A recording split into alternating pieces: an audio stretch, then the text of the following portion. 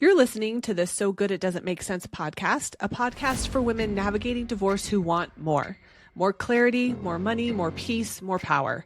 I'm Megan Norris, divorce expert, coach, and the friend who's going to tell you the truth. Not just about what's happening right now, but about what's possible for you next. This podcast is about making decisions you trust, building a life you actually want, and becoming the version of you that no one saw coming. Whether you're in it, ending it, or already out, you're in the right place. You're about to become the CEO of your life and create one so good it doesn't make sense. Let's get started. Oh, hi. Welcome back to the podcast. It is a cloudy, thunderstormy day here, which is rare, and it's my favorite kind of day. So I am just loving the vibe right now. The sun is just barely peeking through the clouds. It's amazing. We had a huge thunderstorm last night. It woke me up out of a dead sleep at about 12:30. And I'm not used to being dead asleep at 12:30. I'm used to being fitful or even awake. And so I sat up and it freaked me out. And I looked at the clock and I thought, it's only 12:30. It feels like 5 a.m. And then I got to go back to sleep for like 6 hours. It was amazing. So that's the weather report from Texas. How are you? How are we doing? Want to talk today about the best strategy and how you can easily access the best strategy for you. Not just legal strategy, not just divorce strategy, not just co-parenting strategy, but like life. This is a life hack strategy, but it's also going to help you if you're in the middle of a legal divorce. It's going to help you open up to out-of-the-box solutions and infinite possibilities. So let's set the stage here, because we all want an expert opinion, because we, in most cases, have never done divorce before. So we want to know what the experts have to say so that we have a point of reference. And when the experts offer their opinion, as they should, and as you're paying them to, whether it's an attorney, a finance person, or a therapist, or whatever, they're basing their opinion their opinion is based on past experiences. What they know, their experience, what they think is likely to happen, they're using the past to try to predict the future for you. That is their job.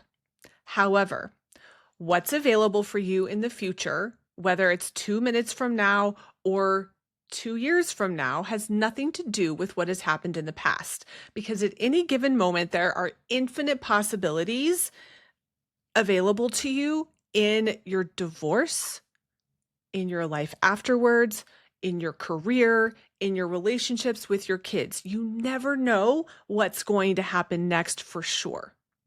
And sometimes it really helps to make an educated guess based on the past, and you want to consider that when you're making an informed decision. And sometimes that really isn't aligned with what you know you want, and it creates friction and dis-ease inside you. And you start to feel like you have to settle, not like settle your divorce, but settle for showing up less than authentic, because you're probably not going to get what you really want anyway. So let me give you some examples of things that I have heard professionals say through my clients. I've had a client who went to a hearing with her attorney, and the judge was in the middle, like they were in the middle of presenting whatever, and the judge stopped them and interrupted the hearing and just signed off on the divorce decree as it sat before him.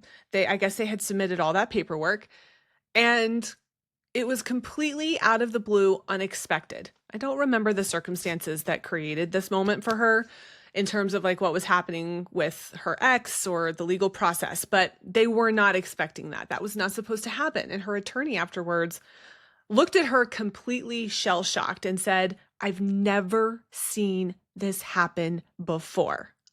I've never seen this happen before."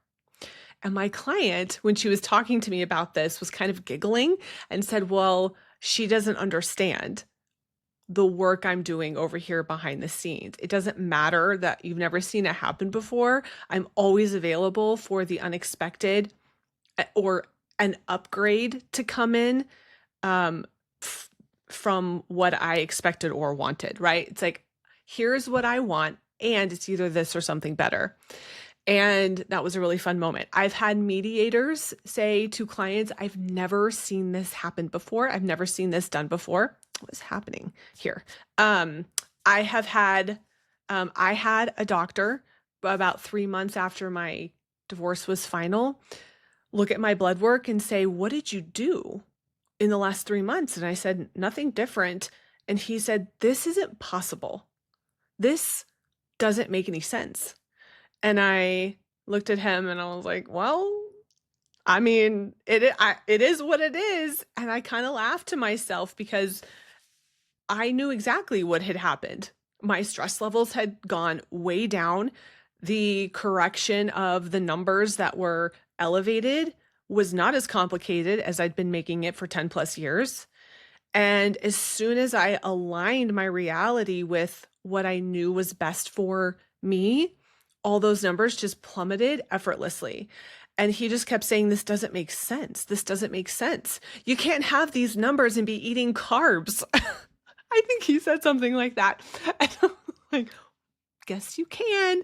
That was actually the moment the phrase so good it doesn't make sense was born, because it really stuck with me, his disbelief in that moment. And I thought, this is just going to be my whole personality from now on. Like, I want to keep creating evidence for myself that things that are so good it doesn't make sense are possible, and that we don't have to subscribe to the way things have always been just because they've always been that way. And that's available to you too. But in order to do this, you have to appreciate a couple of things. Number one, the professionals that you hire, whether it's a therapist, a doctor, a lawyer, a finance person, and they're giving you their opinion, their expert opinion, they are doing that based on past experiences, which is their job. And that's helpful. It gives you context. It helps you make an informed decision about what you want and how you want to proceed. And also, it doesn't necessarily have anything to do with what's available to you in the future, where there are infinite possibilities that you can co-create with the universe. So I want you to keep that in mind when you're making decisions strategically about the result you want to create in your divorce and life, whether it's about making money afterwards or a legal strategy or advocating for a certain position. You really have to reconnect with yourself and ask, wait, what do I want? What do I think would be best here? And what would make the most sense for me, maybe for my family? What would be the easiest? What feels like a no-brainer? What would I just love to have that just sounds insane? Like it's just taking up too much space to be that delusional. And if you will be willing to feel what you have to feel in order to make that ask, to set the intention, you are going to be shocked at how things start magically happening and working out for you. But it's so uncomfortable because we want to outsource our decision making to experts. We all do this. It's just human nature. I want some guarantee. I want some certainty. And that's going to help me feel better about making this decision. So if it goes wrong, it won't be my fault. But also I'm not going to, I decide ahead of time that I can't even have what I really want. And then we are settling, not in terms of like settling the legal process, but settling in your life. And it takes a lot of energy to have to work to want what you can get instead of just getting what you want. I'm going to say it again. It takes a lot more energy when you have to work really hard to want what you think you can get versus feeling the discomfort of asking for and getting what you really want. And you might not get it. That's the vulnerability of it. But at least you give yourself the option. So instead of thinking that whatever crossroads or decision you might be looking at right now that's in front of you, instead of saying this is a problem and I need to make a decision to fix it, I want you to ask your brain if there was a creative solution, if I could have anything I wanted, even if it feels totally delusional, what would that be? And you don't ever have to act on it. You can know something, you can make a decision and never take action. But being honest with yourself about what the answer to that question is will immediately help you drop resistance and calm your nervous system. Because you can choose not to do anything about it, not to tell a soul if you don't want to, but at least you will know the truth inside of you. And then you're not waiting in a corner hoping someone guesses what you need.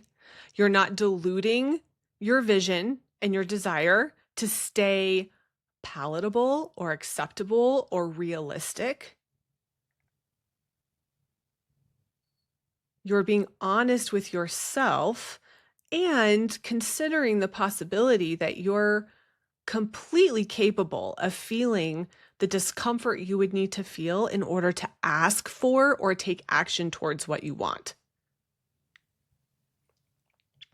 And it's the alignment of your desire with your action that is the sacred, powerful result that you create. It's not actually that what you do creates the result you set out to create. That's not the point. The point is that you were willing to show up powerfully, clearly, with intention. So if you're working on a parenting plan and you know you have this like out of the box idea about how this could work, make the ask. Because it might not happen, but at least you give yourself the chance of getting it. And it's actually not whether or not you get it that matters the most to you, even though I know it feels like that's probably true. What matters most to you is that you can put your head down every night knowing that you did the very best you could to create the result that you wanted. Because the things that you want for your kids, for your divorce, for your life, even for your ex, are based in kindness and love and integrity. Otherwise, you wouldn't be here. That's just who my audience is. And when you can lay your head down every night saying, look, I can't control the world, but I did the very best I could do today, and that's enough. That is a kind of peace you cannot find when you are taking advice from professionals without question and not being honest with yourself when they don't align with what you really want to ask for. So it is the awareness and the intention and the action that matters to me, not that you actually get what you want. And you start doing that radically, even in every area of your life will change quickly. Your divorce will change quickly. I always say it only takes one person to change the trajectory of the divorce. It only takes you to change the trajectory of your life. When you recalibrate at a different frequency and you come home to yourself and you start living authentically with some self-awareness, your reality will change. And you're allowed to want what you want. You're allowed to say it out loud. You're allowed to be clear and bold, even if your face is melting off and your voice is shaking. you are still the most powerful person in your life. This is what it means to take up space and to think about the strategy that you use, the action plan, in a different way. This is leading energetically instead of grasping and chasing from fear. It's moving in alignment without needing to know the outcome first, which is what the experts are trying to tell you, right? Based on my experience, I've never seen this happen. And you can say, okay, I might not get it. I'm going to be okay either way, but it's more important that I move in alignment with my truth.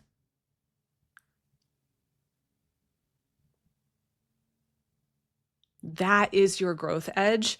That's walking through this portal of transformation that happens through the adversity of divorce. It's you becoming the woman who creates her reality and her life from self-connection and overflow instead of emptiness and burnout. It's not too much the thing that you want. It is not too much to ask for and want something completely out of the box.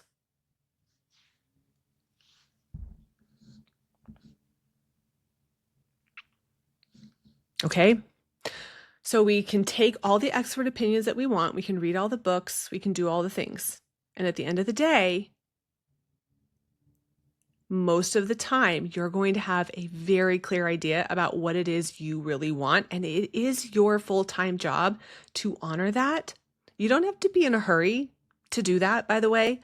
We don't have to be in a rush.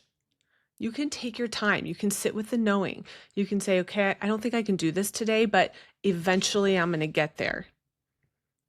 Slow is smooth and smooth is fast. I forget what branch of the military offered us that, Jim, but I love it and I think about it all the time. If we can just slow down, things will be smoother, and smoother is faster. So you don't have to be in a hurry to do this. I don't want you to create urgency and start weaponizing this information and beat yourself up with it. You haven't done it wrong and you can't get it wrong. What's for you can't miss you. And what you want wants you back. And even though, and I have had this happen many times in the last 3 years, where I had no idea I would be allowed to ask for the thing that actually ended up happening. So even though along the way, like I was trying to fit, because this is our human nature. I try to, it's part of me still tries to fit my vision into what I can see and what I know. And so I will sometimes, I'll water it down subconsciously. It's not intentional. It's like, I'll temper it because it feels safer to do that. And then all along the way, it looks like things aren't working out. I'm not getting what I want. And then all of a sudden I wake up and I'm like, oh, what? I didn't even know something will happen. I didn't even know that was possible. I didn't know that was available to me. So I never dreamed, like if you take the blood work example, never occurred to me that after years of struggling with it, that in 3 months' time, it would just be amazing. It never occurred to me that that was even available. So I never thought to ask for it. But I did know I wanted it to be better. I wanted to be healthy. I wanted to take care of that because I knew that I'd been stressed for so many years. It's such a high, it was so intense for so long that I knew I needed to really pay attention to that. But I didn't dare ask for it to just be better that quickly. And then it was. But I certainly wasn't going to subscribe to, yeah, being a single mom is really stressful and hard, and your health is going to suffer until your kids are older. I wasn't going to believe that either. And by the way, let's just be clear, like the blood work, the health has gone through an evolution. It's not like they dropped and then it was this like straight line of success and I've just been perfectly healthy and rested and fit ever since then. No. It's been through its whole evolution and continues to be. But I love knowing that it can change very quickly because it helps me expand into new territory in terms of what I'm allow myself to want for my life. Well beyond the divorce process. But if you're in the divorce process, think about it. If you could have any parenting plan that you wanted, what would it look like? And what would you have to feel in order to ask for that? If you could have any financial arrangement, what would that be? What would that look like? If your divorce could go fast or slow, what would you want it to look like? I wanted a slow one. I wanted to take our time and figure things out and be really thoughtful about it because I'm so methodical and practically minded, and that wasn't available to me. It ended up being 6 months. And you know what? That upgrade served me well. But it never would have occurred to me to ask for that. I had to really go with the flow and surrender control of how quickly that was happening and how much change was happening so fast.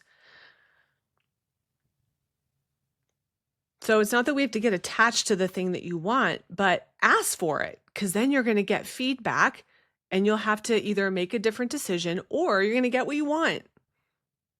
And that's life. That is going to be for the rest of your life. Okay, I have to go because I have to get on our membership call. If you're not in the monthly membership and you want to be, you can join us on live weekly coaching calls. They're also recorded and in a private podcast feed so that you can listen while you walk or while you drive or while you're folding laundry. And it's an incredible community of women. Plus, you get access to my private podcast. It needs a name. Like, I listened to this podcast called The Pop Apologists, and they are so funny. They're sisters, and I'm just eternally entertained by them. But they call their subscribers the global elites. And I'm like, yes, this is the vibe. I need a name. So if you have ideas, feel free to send them to me. I just tend to make the ask and then wait for the inspiration. So I've asked, universe, we need a name for the subscribers. I just don't know what it is yet, but it'll come to me. Or one of you will tell me what it is. So if you want to join the membership, long story short, the link is in the show notes, okay? And I will see you back here next week, and you're going to go out into the world remembering that the best strategy is the one you want, no matter what anyone else says. Bye. Thanks for listening to the So Good It Doesn't Make Sense podcast. If today's episode resonated, please take a minute and leave a review. It helps women find this work and change their lives and divorces too. For more support, be sure you follow me on Instagram at Megan Norris Coaching. That's where I share real-time strategy, perspective, and what it actually looks like day to day. And when you're ready to go deeper, join the Divorce Academy, my monthly membership for women navigating divorce with clarity, power, and community. I'll see you next week. This podcast is for informational purposes only and is not a substitute for legal, financial, or mental health advice. Please consult with licensed professionals as needed.